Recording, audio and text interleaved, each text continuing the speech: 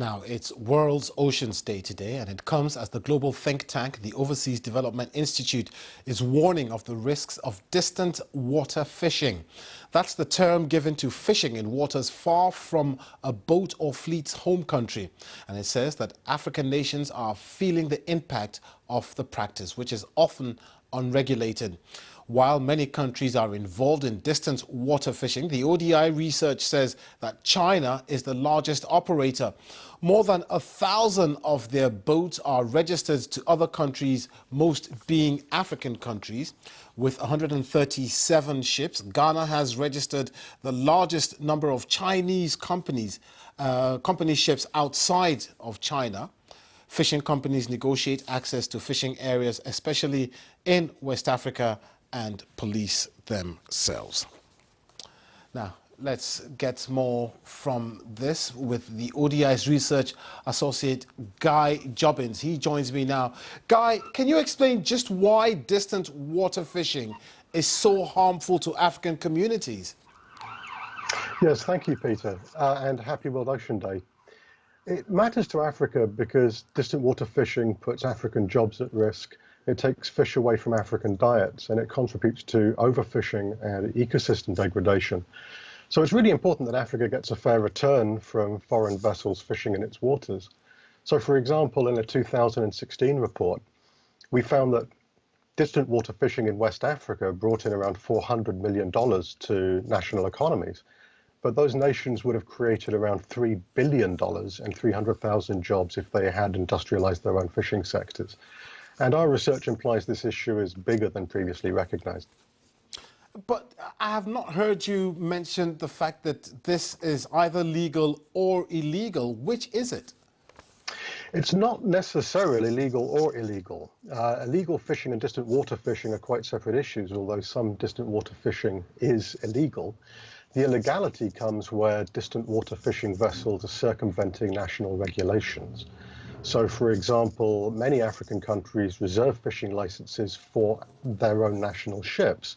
So registering a ship as being owned by that country and owned by a company from that country could be a loophole so that foreign vessels can purchase fishing licenses, usually reserved for national vessels.